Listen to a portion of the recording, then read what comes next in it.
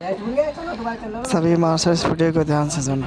बिना काम धंधे के, बिना पैसे के घर कैसे चलता है, इसका जीता जागता उदाहरण मास्टरों के घर आकर देख लो। जय हिंद साथियों, आशा करता हूँ आप सभी सकुशल होंगे।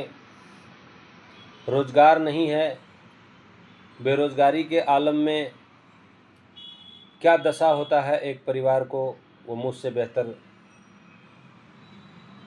क्या पता हो सकता है किसी को।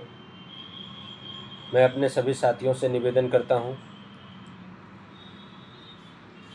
कि मुझे जो टॉर्चर झेलना पड़ा है, हमारे ही साथियों के कमी से झेलना पड़ा है।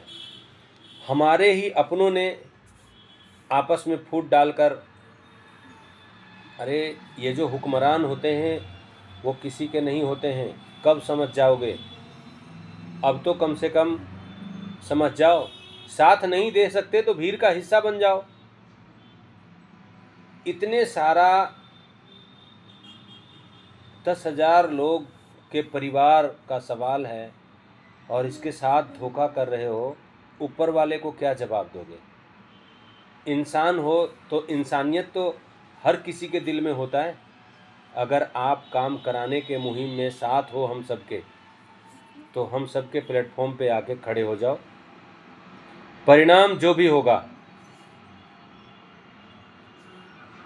वो अलग बात है, और हम अपने हक के लिए संघर्ष ना करें, यह तो गलत बात है। तो आप सभी से निवेदन है कि आपने देखा किस तरीके से टॉर्चर किया गया, मुझे धमकाया गया, लेकिन किसी से मैं डरा नहीं और ना मैं डरने वाला हूँ। नतीजा आज रिजल्ट की तरफ है।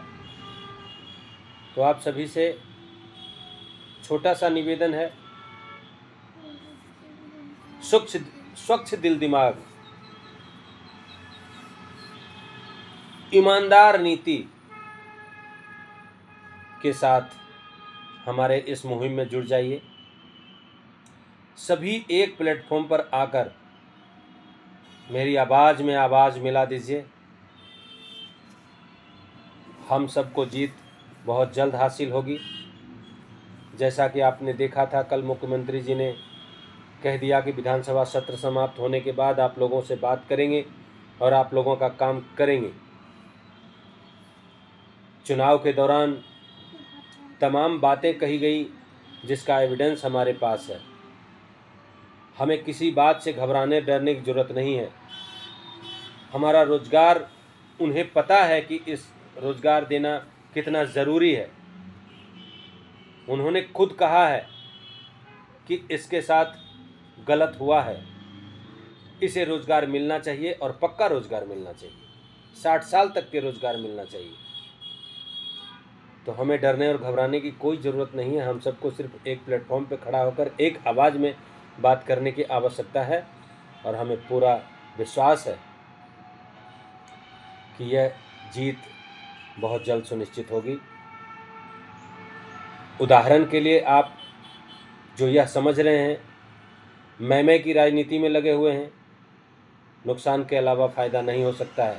आपने देखा हमारे 72-76 साथियों के ऊपर FIR हुआ, जिसमें 4 मोबाइल अभी तक जब्त हैं। उसमें एक मेरा भी मोबाइल है जो अभी तक मिला नहीं है, और ना ही चार्जशीट बन रहा है। पूछे जाने के बाद, कल भी हमने एक साथी को भेजा था, उनको पासपोर्ट के लिए ज़रूरत है, NOC नहीं दिया जा रहा है। पूछे जाने के बाद वो ऐसा बता रहे हैं वहाँ से कि काफ़ी लोगों का सवाल है, इसमें 4 से 6 साल लग सकता है। इस तरीके से टॉर्चर किया जा रहा है हम सभी को। उसके बावजूद भी अगर मैदान में खड़े हैं